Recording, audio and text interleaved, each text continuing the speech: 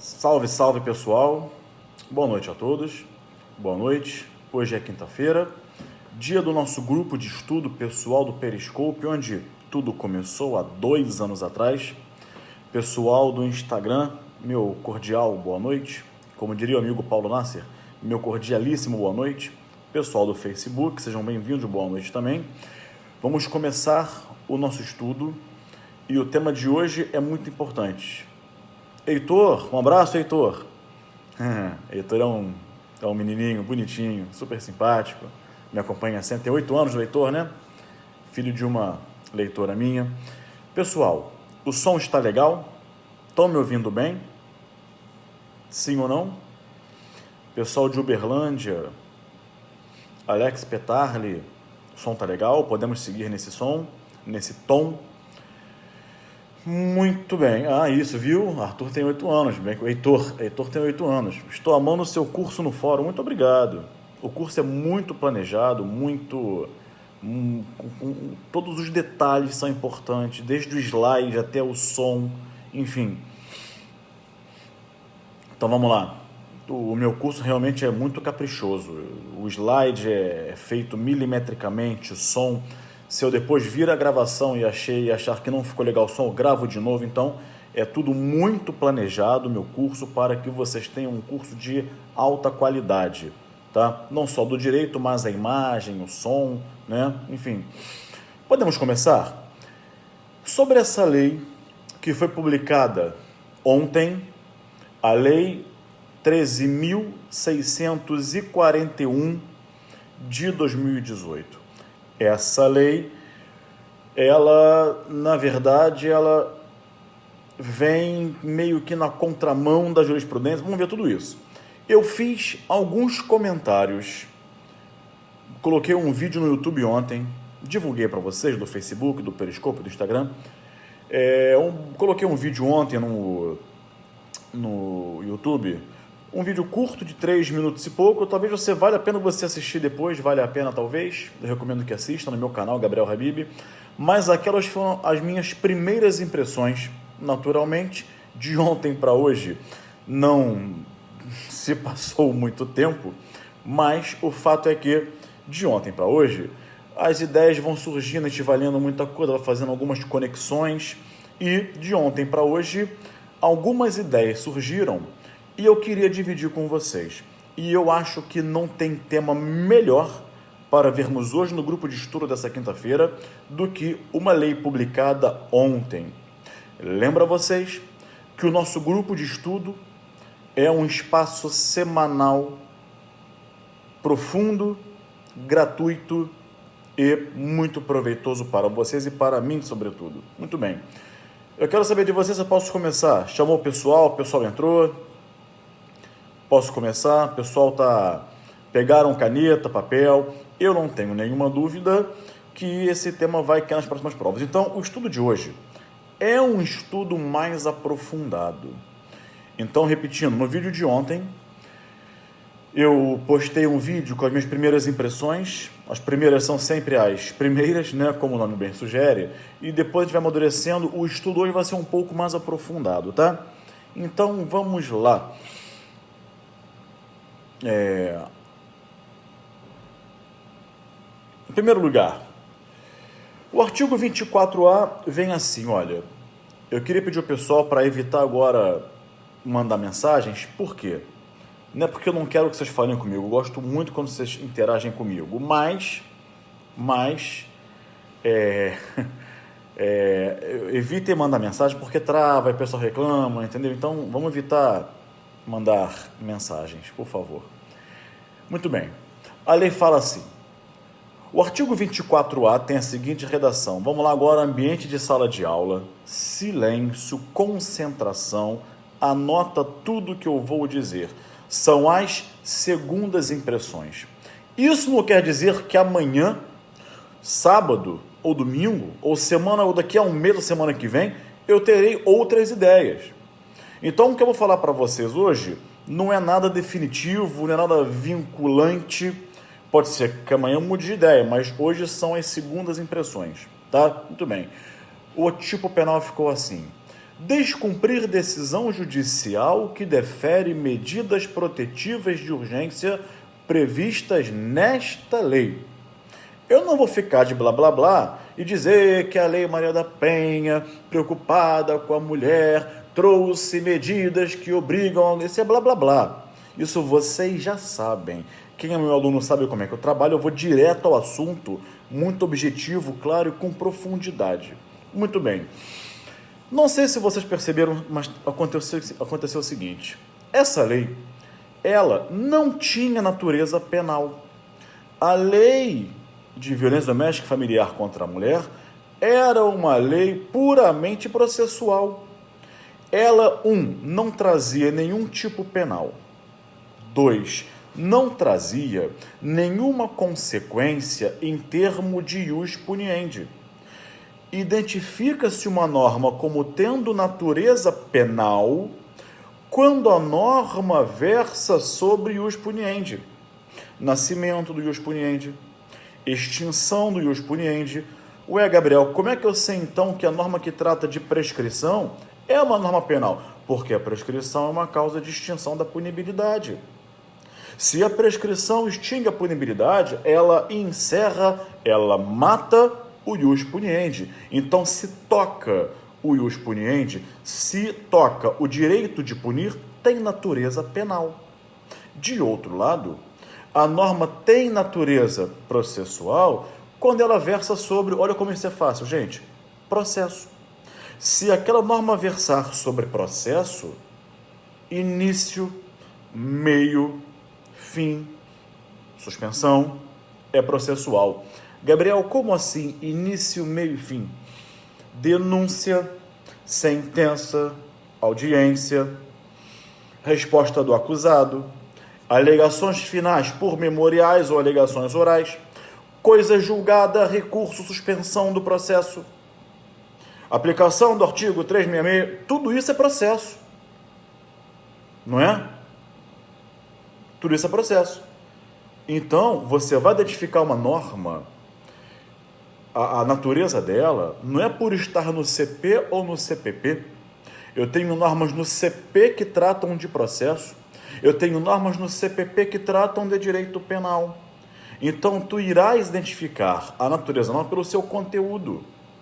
Essa Lei Maria da Penha, desde 2006, quando ela foi criada, e lá se vão 12 anos, ela nunca teve natureza penal, ela nunca trouxe um tipo penal sequer e nunca tratou de ius puniendi. Na verdade, essa lei, ela sempre teve natureza processual, penal. Ela trata de prisão preventiva, não é? Mas, Gabriel, então quer dizer que essa lei agora passou a ter natureza mista? Exatamente. A partir do momento que a lei traz, a partir do momento que essa lei de 2008, publicada ontem, insere na Lei Maria da Penha um tipo penal, ali eu tenho algo de ius puniendi, ali eu tenho algum conteúdo do direito de punir do Estado, que decorre da soberania do Estado. Ius puniendi e soberania são conceitos absolutamente ligados, tá bem? Íntimos, muito bem.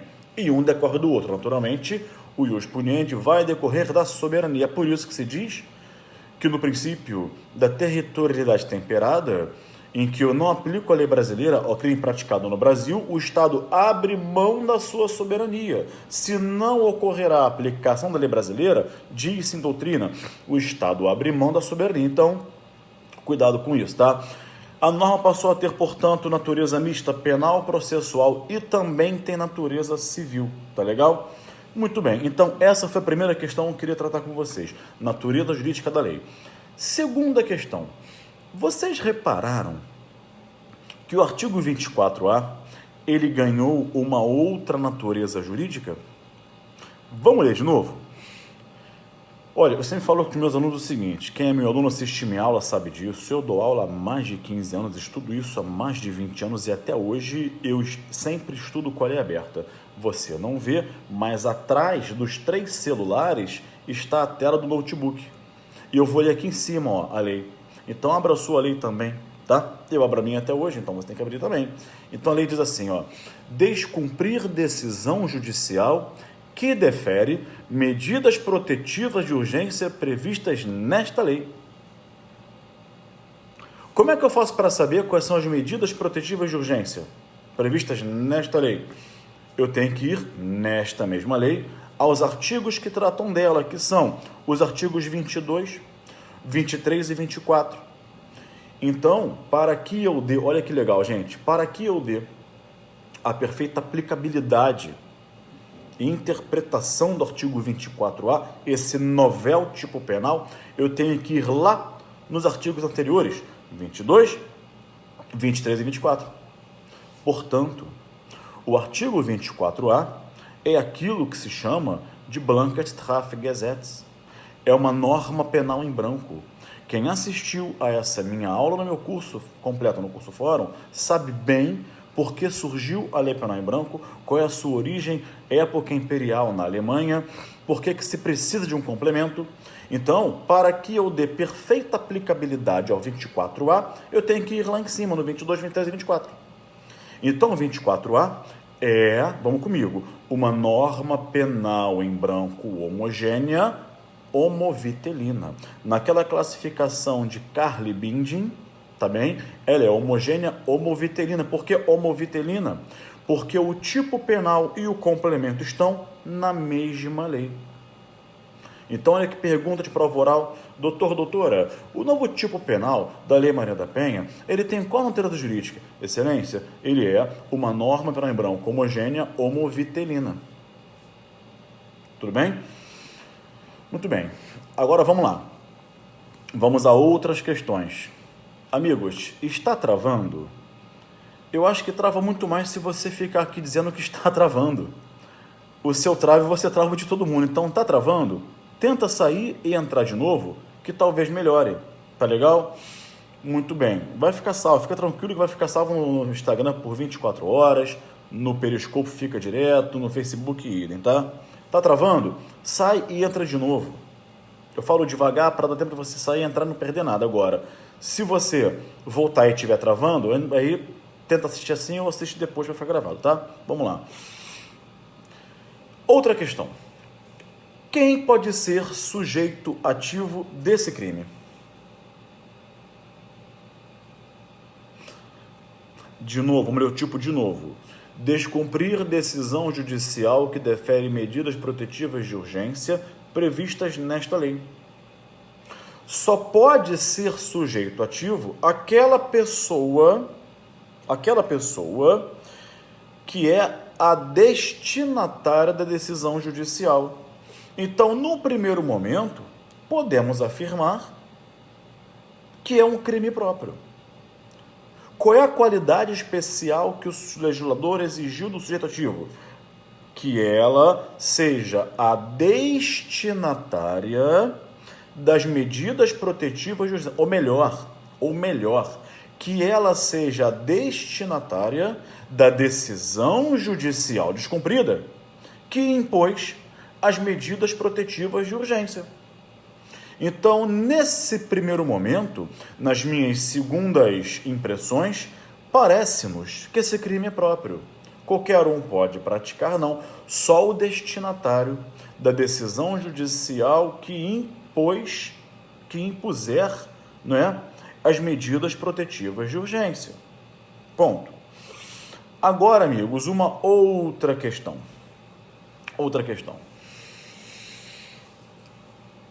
Olha que interessante. Que crime? Esqueçam que há esse tipo penal, ainda quando ele não existia, até anteontem. O agente que descumprisse a medida protetiva de urgência imposta em favor da vítima cometia algum crime? E aí? Pergunto. Imaginemos nós que nós estamos ainda na terça-feira e não há, anteontem, e não há esse tipo penal ainda. O agente que descumpria a decisão judicial que impunha a medida protetiva de urgência praticava algum crime? Sempre se disse que o agente praticava, em tese, num primeiro momento, a desobediência. Artigo 330 do Código Penal, que tem a seguinte redação. Olha que interessante. Não me entendam mal, mas quem é meu aluno sabe que eu sei quase todo o Código Penal de cabeça, e não erro. Quem é meu aluno sabe disso, tá? Agora, até hoje, eu vou ver o artigo da lei, eu vou até a lei e abro. Então, estou procurando 330. Mas você sabe, Gabriel, mas eu vou à lei. Tem que ler a lei. Vocês têm que descobrir o poder que dá ler a lei. 330, ele fala assim: desobedecer à ordem legal de funcionário público.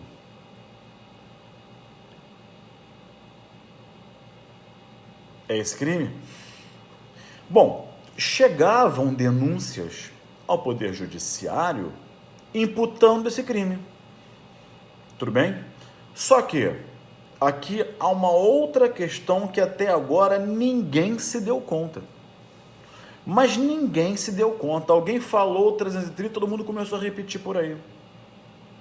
Existe um crime praticado contra a administração da justiça, que é o artigo 359.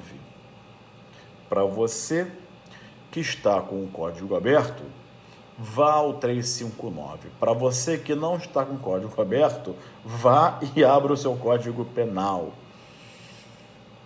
O 359 dispõe: exercer função, atividade, direito, autoridade ou munus.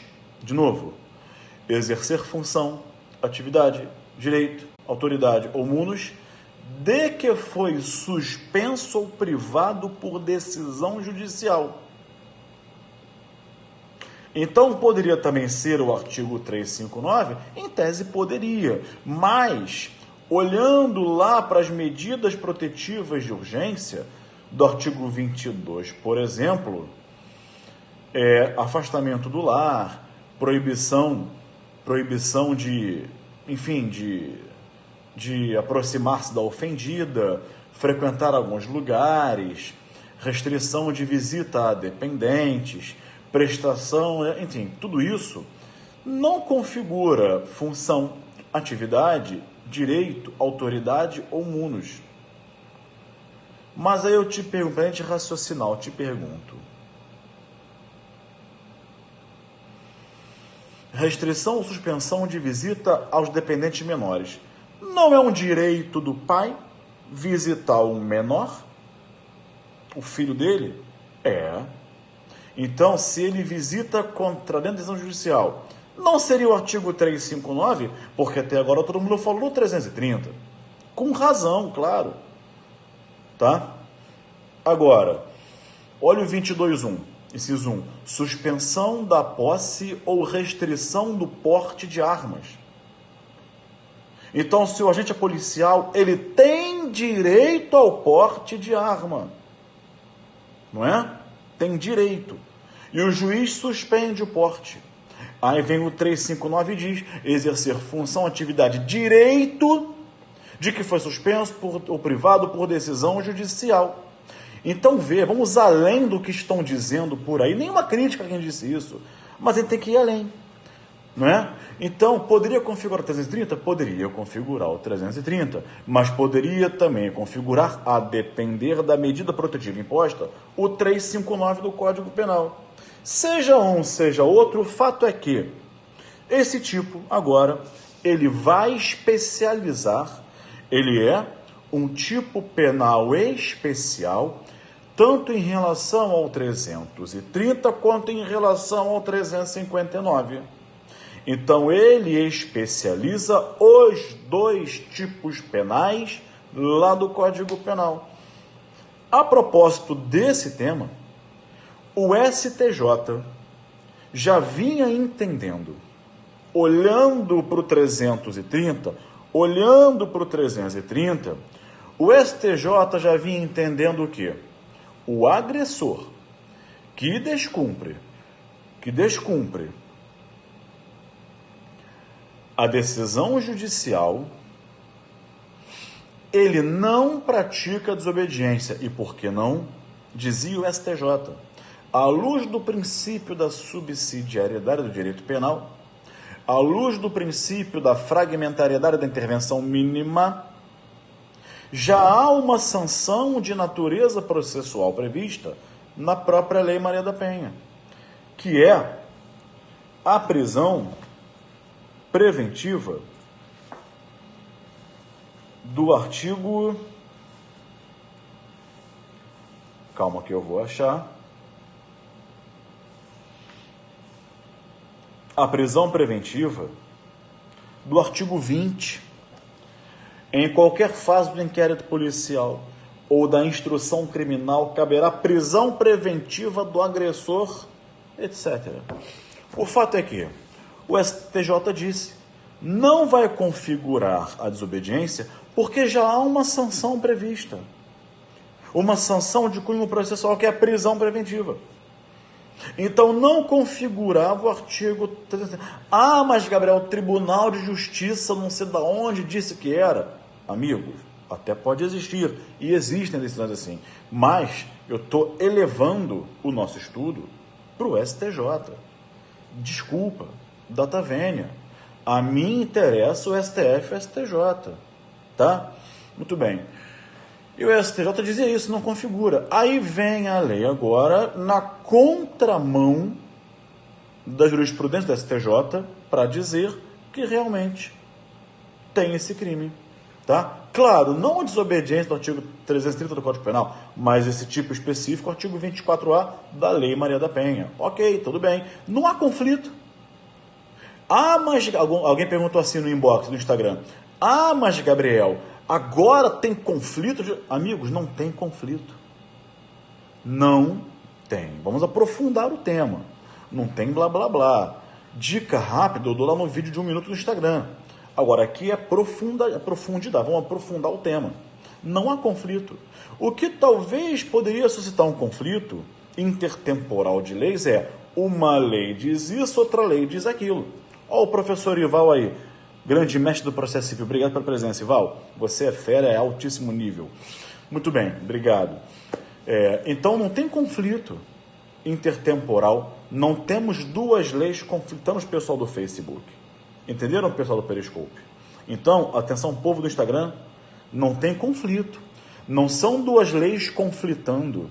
Se forem duas leis, aí o buraco é muito mais embaixo. Por quê? A lei tem generalidade, abstração, coercitividade. É um ato que decorre da soberania estatal, tá? E a lei sofre mutação, interpretação histórica agora. Não tem conflito entre jurisprudência e lei. Ainda que seja uma jurisprudência sumulada, não tem conflito. Se o STJ dizia uma coisa e a lei diz outra, amigos, vai prevalecer o que a lei diz. Então não me vá sair por aí dizendo, agora tem um conflito entre a lei e a jurisprudência. Não tem conflito.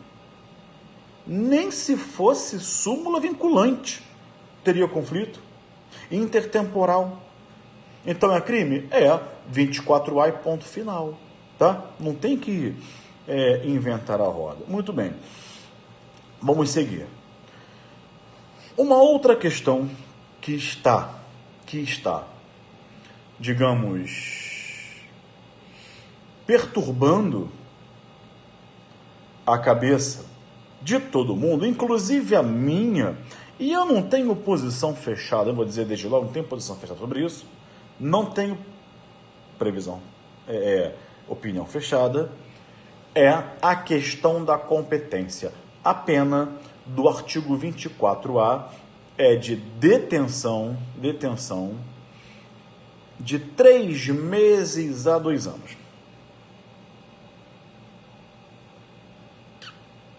Quando você ouve a palavra 2 anos de pena máxima, você lembra de quê?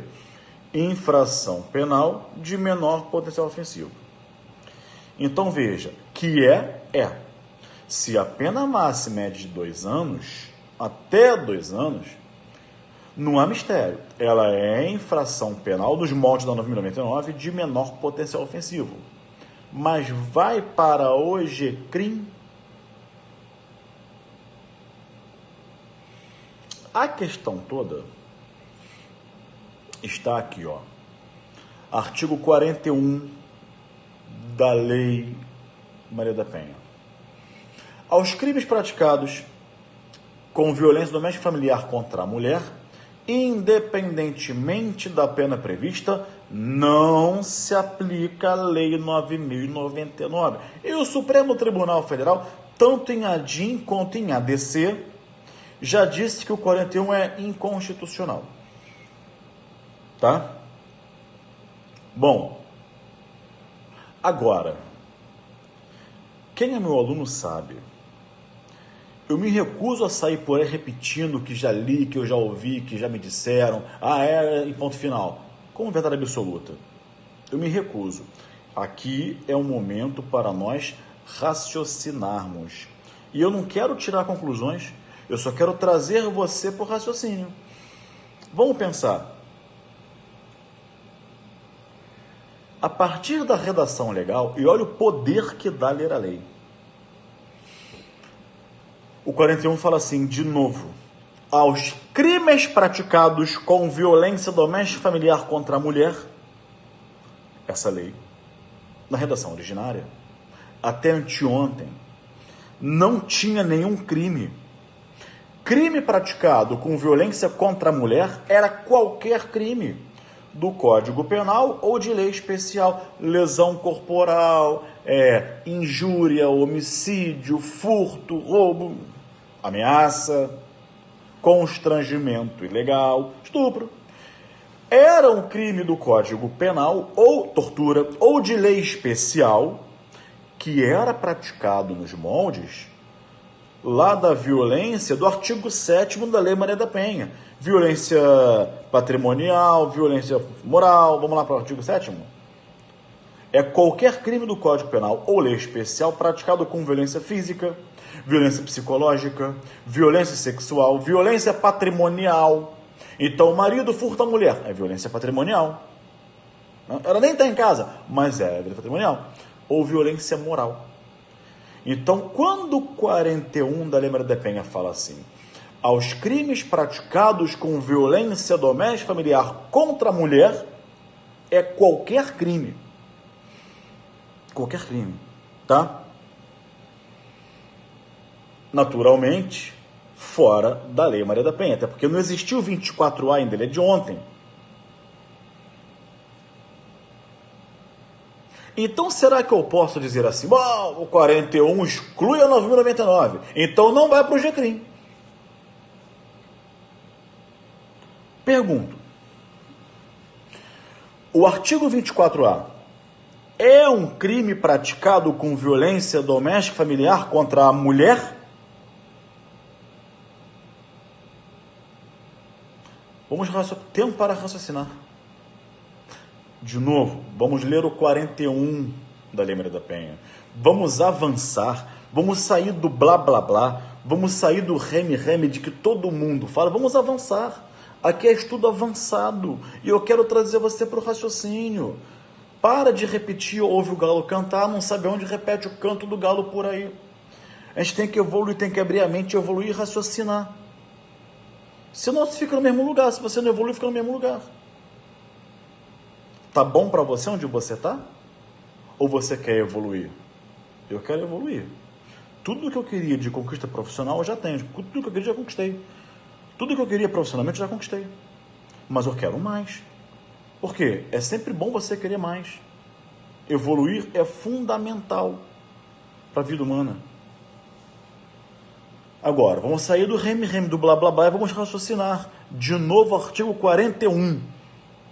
Aos crimes praticados com violência doméstica e familiar contra a mulher, não se aplica a lei do GCRIM. O 24A é um crime contra a mulher?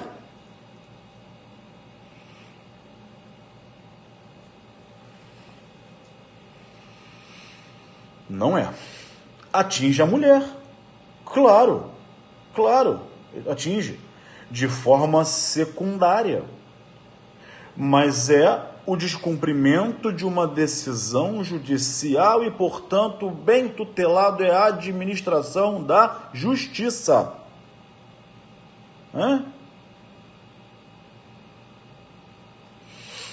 Dou-lhes um exemplo. Vamos lá, artigo 22...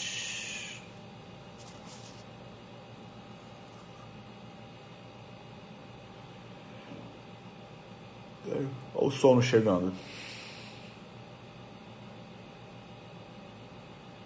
22, inciso 2.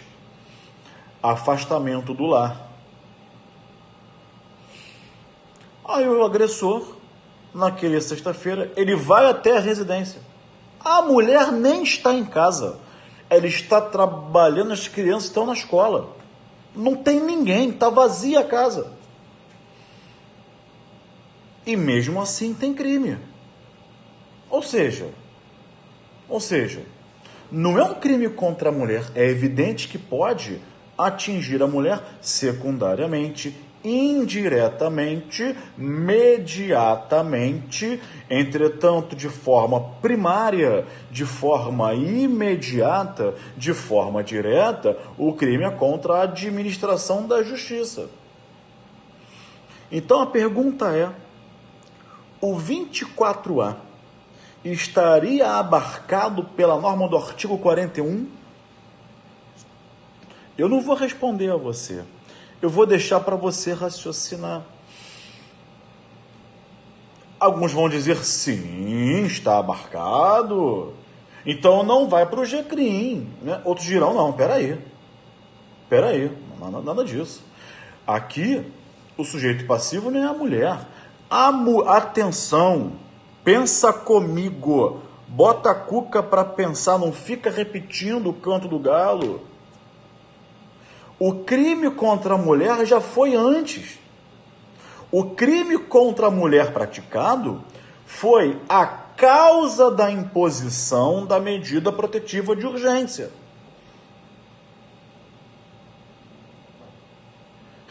Então, o artigo 24A não é o crime contra a mulher. Percebeu? Tá? É um crime contra a administração da justiça, porque o agente descumpriu a decisão judicial que impôs a medida protetiva de urgência para proteger a mulher em razão de um crime já sofrido contra ela. Então, quer dizer, vamos parar de repetir o canto do galo por aí e vamos raciocinar. Qual é o âmbito, qual é o alcance da norma, qual é a interpretação teleológica conjugada com a interpretação literal, qual é o resultado gramatical que você retira do artigo 24A e que você compara com a interpretação teleológica? Qual é o alcance, o âmbito de incidência da norma? Então, quer dizer, né? Vamos pensar. Já tem as duas posições. Uns já estão dizendo, vai para o GCRIM. Eu não aplico ao artigo 24A o 41 da Maria da Penha, porque por tudo que eu falei. Outros dizem, não pode não. O 41 afasta 999. Não é? Pois então. Então, para vocês raciocinarem. Gabriel, o que você acha? Não sei. Eu estou tendente, o que não quer dizer que eu possa mudar de opinião, eu estou muito tendente a dizer, por tudo que eu já falei, que eu não vou aplicar o artigo 41 ao 24A. Então ele pode ir para o GCRIM. Pode para o GCRIM. Pode para o GCRIM. Ah, mas Gabriel, lá podem ser aplicadas as medidas despenalizadoras? A pensar assim, e repito, é a minha segunda impressão, pode ser que amanhã de manhã eu acorde e mude de ideia, a pensar que vai para o GCRIM, eu posso aplicar a medida penalizadora. Por quê? Eu não estou deixando de proteger a mulher. O foco aqui é outro, é uma desobediência, uma decisão judicial. É claro que o crime anterior que gerou tudo isso, que foi o crime contra a mulher, aí sim, não vai para o GCRIM, está no meu livro. Eu digo isso tudo no meu livro, está lá. Tudo lá. Não vai para o GCRIM, vai para o Justiça contra a Mulher, parará, parará, parará. Agora, essa desobediência, não é? Tudo bem? Então, quer dizer, não sei, não quero impor ideias, não quero impor verdade, são formas de pensar e de raciocinar. E eu vou deixar para você pensar sobre isso, tá? Enfim, sempre deixando claro que eu posso amanhã mudar de posição, mas estou tendente a afirmar que essa infração pode ir para o GCRIM, sim, porque não vou ficar repetitivo aqui por tudo que eu já falei, tá? Mas não quero impor verdades. Você pode ter a sua impressão. O importante é a gente raciocinar, tá bem? Bom, estamos com quase 37 minutos e vejam como o aprofundamento do tema, ele é uma coisa sem fim, porque estamos falando de um artigo a 37 minutos. Eu ia entrar nos parágrafos, nem vou entrar nos parágrafos porque não vai dar tempo. Primeiro, parágrafo segundo, tá? Enfim, então vou encerrar por aqui, tá? Falamos aí quase 40 minutos só do caput, com as questões que gravitam em torno dele, e eu queria fazer essa provocação para vocês. Pensem no âmbito de proteção, no alcance da norma, e vejam. Será que vai? Será que não vai? Eu estou tendente a ir. Eu não. Que o crime vá. Eu não vou lugar nenhum, vou ficar em casa. Tá? Então, quer dizer, o aprofundamento, ele te permite você abrir a mente. E quem é meu aluno sabe, o meu curso de penal online é assim, é abrir a mente, é um direito penal diferente, sair do blá blá blá da decoreba, tá bem? Bom, amigos, mais uma vez, como sempre, foi um prazer estar com vocês, pessoal do Periscope, pessoal do Facebook, amigos do Instagram, foi um prazer estar com vocês. Meu livro está aqui, ó. Meu livro está grande, gente. Nossa, como as crianças crescem, né? Olha lá, 10ª edição, o livro completa 10 anos, né? Tenho um maior carinho pelo meu livro. Ele começou com 200 páginas, tá com 1167, tá? 40 leis penais especiais. Muito bacana, tenho o maior orgulho do meu livro. E eu recebo muitas mensagens: professor, eu estudei pelo seu livro, hoje eu sou juiz, hoje eu sou defensor, sou promotor, sou procurador do Estado. Então, meu livro ele vai ajudando o pessoal a passar no concurso e cumprindo a missão dele. Eu não escrevi um livro para dizer o que eu acho, o que eu penso. Eu escrevi um livro para você lê-lo e passar no concurso. É só para isso, tá? Amigos, repito, foram as minhas segundas impressões. Um abraço, até quinta-feira que vem e tchau.